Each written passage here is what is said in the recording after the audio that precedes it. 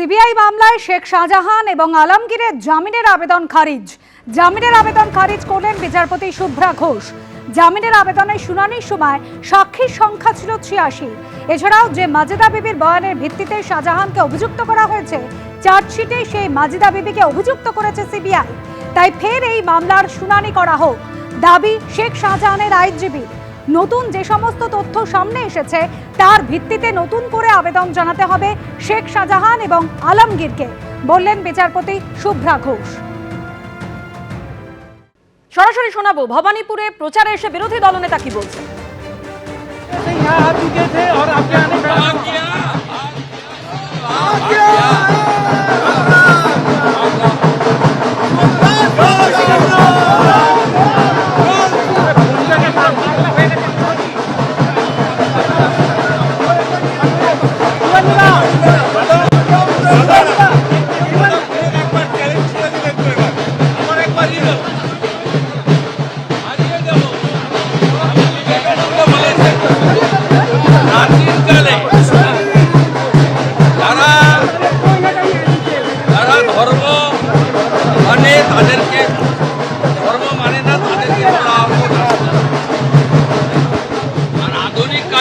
যার self confidence আছে সেই হচ্ছে ধর্মযোদ্ধা। আমার সেলফ কনফিডেন্স আছে, আমি স্বামীজির মন্ত্র নিয়ে চরৈবতী চরৈবতী বলে মমতা ব্যানার্জিকে এখানে হারাবো। আমি স্বাধীনতা সংগ্রামীর পরিবারের সদস্য, আমার দীর্ঘ রাজনৈতিক 33-34 বছরের অভিজ্ঞতা। আমি জনগণের সঙ্গে থাকি, মানুষ পরিবর্তন করবে।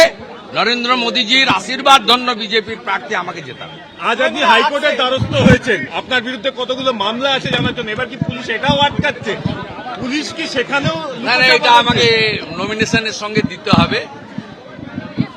কতটা প্রকাশ্যে কত গোপনে করে রেখেছে এটা ফর্মালিটি।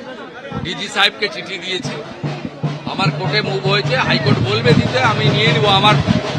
আমার হলফনামার সঙ্গে দিতে হবে নন্দীগ্রামে এবং ভবানী।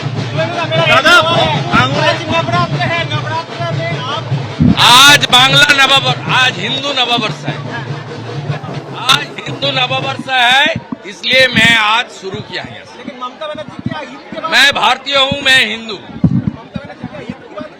ভাঙড়ে একজনের মৃত্যু হয়েছে বোমা বিস্ফোরণে, ভোট শুরু হতেই বোমা বিস্ফোরণ। কম্পিটেন্ট ডিজি এডিজি এলো আছে, তারা দেখে নেবে, আমাদের বিশ্বাস তারা দেখে নেবে। শুভেন্দু অধিকারী তিনি এসে পৌঁছলেন ভবানীপুরের বিধানসভা যে কেন্দ্রের বিজেপি অফিস রয়েছে, সেখানে বরণ করে ঢোকানো হচ্ছে বিজেপি প্রার্থী শুভেন্দু অধিকারীকে। রাজ্যের বিরোধী দলনেতা ভবানীপুরে তিনি প্রার্থী হয়েছেন। বিজেপি দপ্তরে বরণ জ্বালা নিয়ে বরণ করে ভিতরে নিয়ে যাওয়া হচ্ছে বিজেপি প্রার্থী শুভেন্দু অধিকারীকে।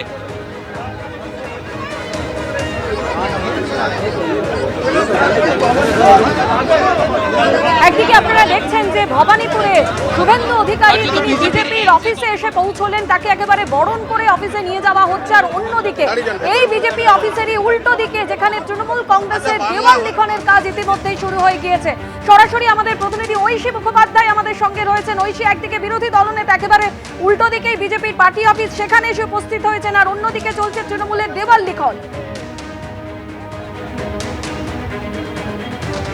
একেবারে দেখো, এই বিধানসভা নির্বাচনে যে ব্যাটল গ্রাউন্ড ভবানীপুর, তা প্রথম দিন থেকেই ঠাওর করা যাচ্ছে।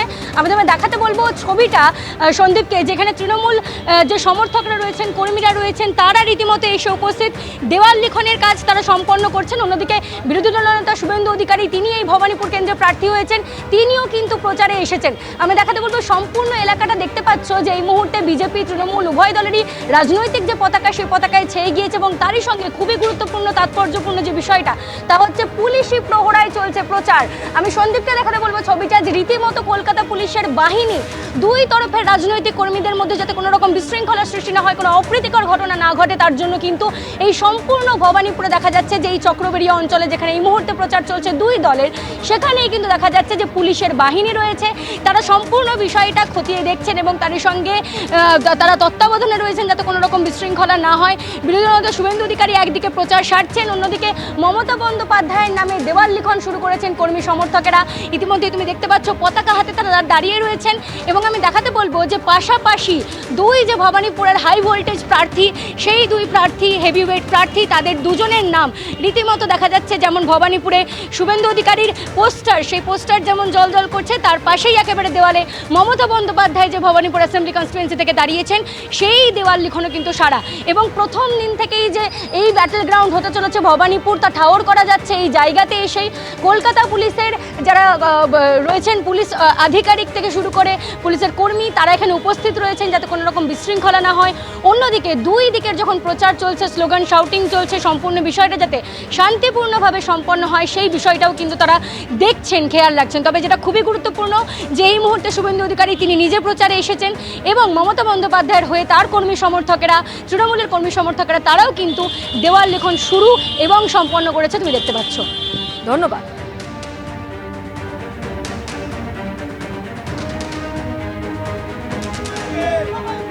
লোকভবনে নতুন মুখ্য সচিব, স্বরাষ্ট্র সচিব, কলকাতার নতুন সিপি ডিজিপি সিদ্ধিনাথ গুপ্তা।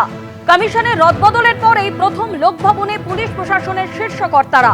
লোকভবনে মুখ্য সচিব দুষ্মন্ত নারীওয়ালা, স্বরাষ্ট্র সচিব সংঘমিত্রা ঘোষ, রাজ্য পুলিশের নতুন ডিজি সিদ্ধিনাথ গুপ্তাও গেলেন লোকভবনে। সরাসরি আমাদের প্রতিনিধি পার্থ প্রতিম ঘোষ আমাদের সঙ্গে রয়েছেন। পার্থ, আমরা একেবারে নির্বাচনের দিন ঘোষণার সঙ্গে সঙ্গে একদিকে প্রশাসন, অন্যদিকে রাজ্য পুলিশের শীর্ষ স্তরে যে বেনজির পরিবর্তন দেখেছিলাম, একে একে যাদেরকে সরিয়ে যারা এসেছেন এই মুহূর্তে তারা লোকভবনে পৌঁছে গিয়েছে। কিছুক্ষণ আগেই তারা লোকভবনে পৌঁছে গিয়েছেন এবং তোমাকে বলে রাখি যে 12টা থেকে আজকে রাজ্যপালের সঙ্গে তাদের একটা আলোচনা বা বৈঠক হবে।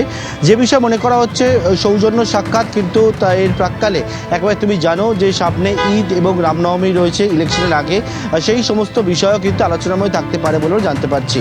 আজকে 12:15 থেকে এক এক করে তারা আসতে শুরু করেন। একেবারে আমরা দেখলাম chief secretary, home secretary Dushyant Nariwal, অন্যদিকে হোম সেক্রেটারি সংঘমিত্রা ঘোষ, তার পরবর্তীকালে কলকাতার পুলিশ কমিশনার অজয় নান তিনি এসে পৌঁছান। এর পরবর্তীকালে কিন্তু রাজ্য পুলিশের ডিজিপি সিদ্ধিনাথ গুপ্তা, এছাড়া হচ্ছে ADG law and order Ajay Mukund, তারা কিন্তু অজয় নানে তিনি কিন্তু এসে পৌঁছায় এবং লোকভবনে এখন প্রত্যেকেই রয়েছে। দুপুর 12টা থেকে এডিজি ল অ্যান্ড অর্ডার, রাজ্য পুলিশের ডিজিপি, কলকাতার পুলিশ কমিশনার, এছাড়া চিফ সেক্রেটারি এবং হোম সেক্রেটারির সঙ্গে রাজ্যপাল RN রবি তিনি কিন্তু একটা বৈঠক করছেন এবং সেক্ষেত্রে যেটা মনে করা হচ্ছে এরা প্রত্যেকেই যেহেতু নতুন দায়িত্ব নিয়েছে, দায়িত্ব নেওয়ার পর রাজভবনে এসে রাজ্যপালের সঙ্গে এটা সাক্ষাৎ করছেন। সৌজন্য সাক্ষাৎ বলেই জানা যাচ্ছে সূত্র মারফত। অন্যদিকে কিন্তু একেবারেই সামনে ঈদ রয়েছে এবং রামনবমী রয়েছে এবং ইলেকশন রয়েছে, সেই সমস্ত বিষয়ও কিন্তু একেবারে আইন শৃঙ্খলা সম্পর্কিত বিষয়ও কিন্তু এই আলোচনায় তাদের আলোচনায় থাকতে পারে বলে আমরা লোকভবন সূত্রে জানতে পারছি। দুপুর 12টা থেকে রাজ্যপালের সঙ্গে কিন্তু প্রত্যেকেরই একটা দেখা করে এবং যে আলোচনা বৈঠক সেটা শুরু হয়েছে। ধন্যবাদ পার্থ। এবিপি আনন্দ, এগিয়ে থাকে, এগিয়ে রাখে।